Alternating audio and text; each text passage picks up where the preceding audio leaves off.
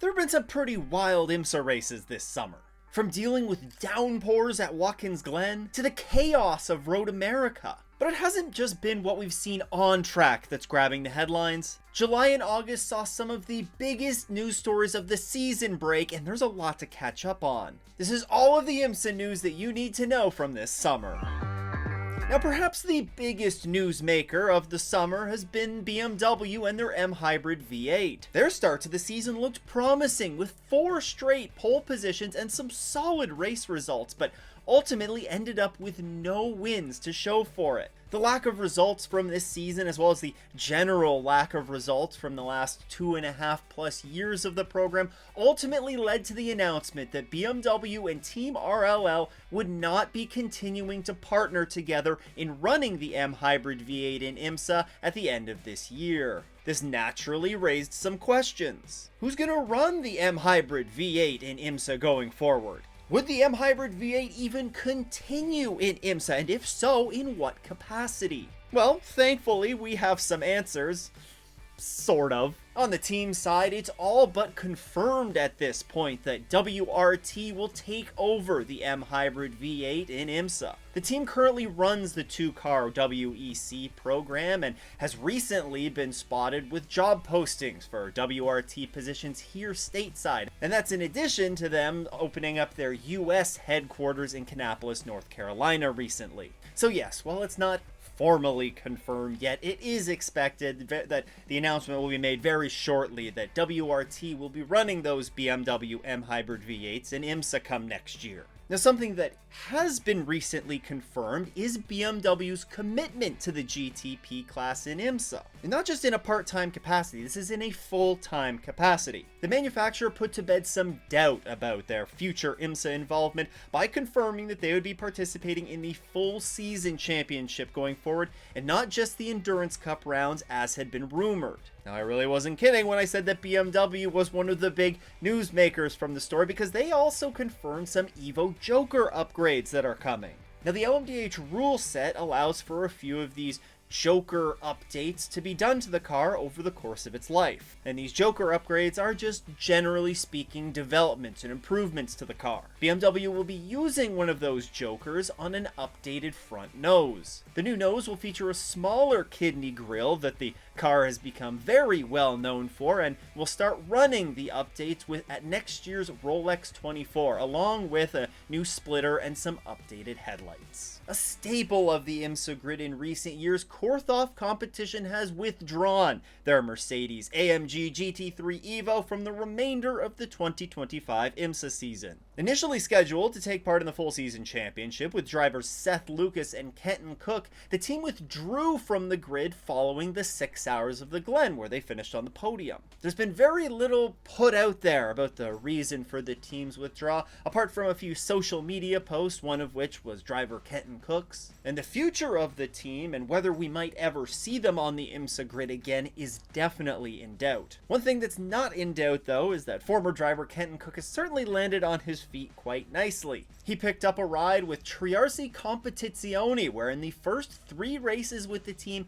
he has a 7th place, a 1st place, and a 2nd place finish. Some solid results for your new team. Now, since joining the Imsa grid in 2021, Korthoff Competition has run under different names at various points in multiple seasons, and they racked up a single win at VIR, which came in 2024, and they have been successful in the championship standings, finishing 3rd in the GTD point standings twice. From a team departing the grid to a team joining the grid, Random Vandals have confirmed their intentions to join the GTD Pro grid in 2026. The team, who are based out of North Carolina, currently compete in the GT World Challenge America Series in the Pro class. But they do have some experience in Imsa, and they have previously competed in a part-time basis in the Michelin Pilot Challenge Series in the GS class. Team principal Paul Sparta told Sportscar 365 that the intention is to bring the Pro program to WeatherTech for GTD Pro. Our intention is to go to GTD Pro as the primary effort. They also did leave the door open for a potential second entry in Imsa, whether that be on a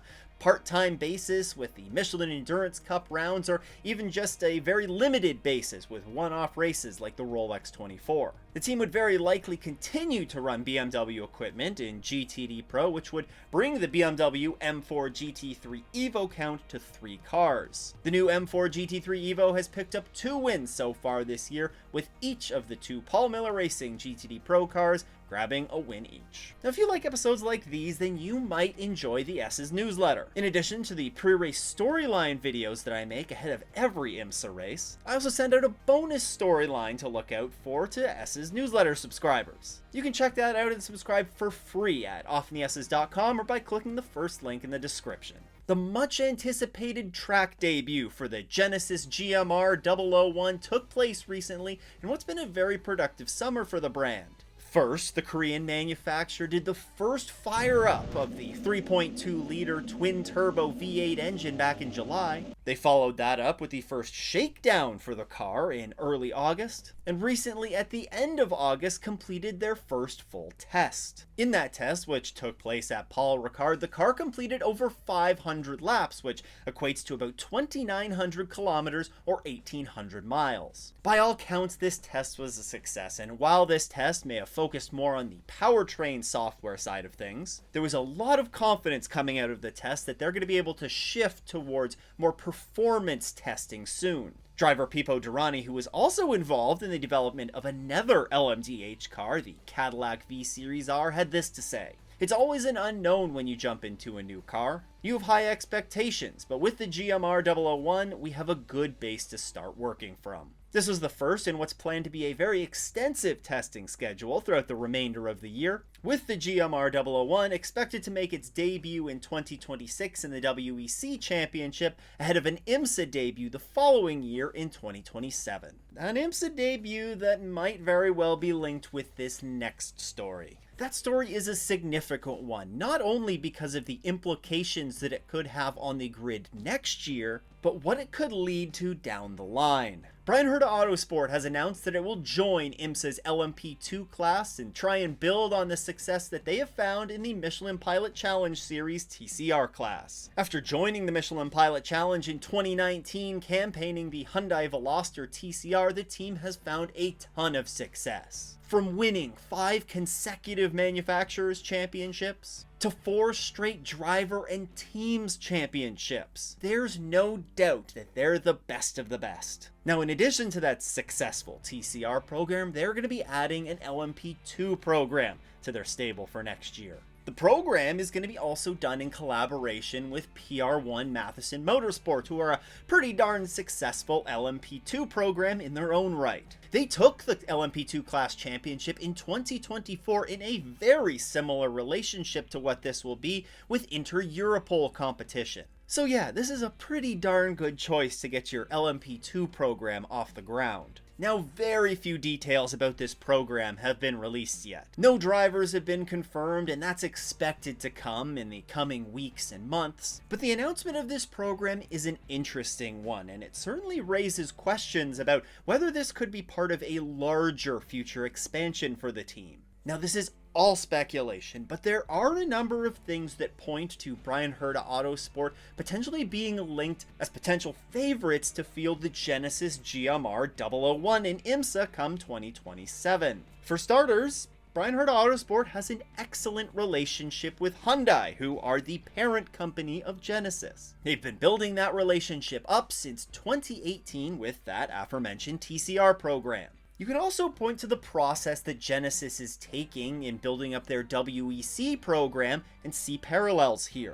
Of course, they're fielding that LMP2 car in the European Le Mans Series to help build up a team and a crew to run in the World Endurance Championship the following year. Bryan Herta Autosport is building up an LMP2 program for next year now. And recently, there's been another interesting development with driver Logan Sargent. The former F1 driver had been linked to Genesis earlier this year to compete in that LMP2 effort that they were putting together, but later withdrew to pursue other interests. He recently said that just Earlier this year, it wasn't a good time for him. He didn't feel ready to jump back into a car. But now he's been announced to be joining PR1 Matheson for the final 2 races of the 2025 season. Now I know you've been paying attention, but I think I should just confirm PR1 Matheson Motorsports that Sargent is going to be racing for is going to be partnering up with Bryan Herta Autosport next year for that LMP2 effort. I think you know where I'm going with this. This is all to say that this Bryan Herta Autosport LMP2 entry sure draws a lot of parallels to the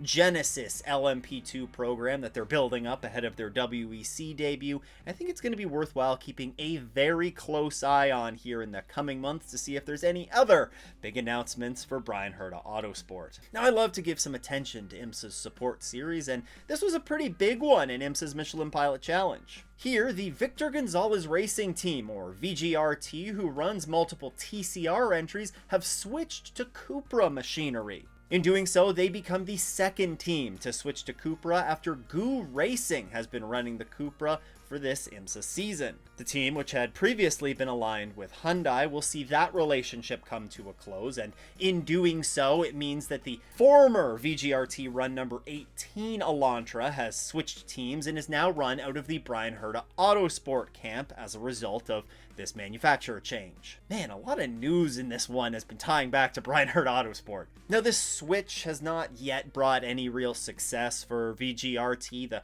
first 2 races that they've run with the Cupra have been a bit of a struggle. There's been a number of incidents that they've been involved in. This ultimately led to 14th and 15th place finishes. But ultimately, from a competition perspective, it's always great to see some more manufacturer diversity on the grid, and hopefully we'll see some more manufacturer diversity continue to develop in the Michelin Pilot Challenge, especially in that TCR class. Now, while the Michelin Pilot Challenge is seeing a manufacturer expanding their presence, in the WeatherTech Championship, we've officially lost a GTP manufacturer. Lamborghini have confirmed this summer that they're putting the SC63 program on pause to focus on other motorsports activities like the upcoming launch of the Temerario GTD and Super Trofeo cars. The SC63, for the most part, has struggled in Imsa, picking up a best finish of 7th since its debut at the 12 Hours of Sebring in 2024. It hasn't just struggled on the track, though, it's also struggled off of it. The manufacturer parted ways with Iron Lynx last year,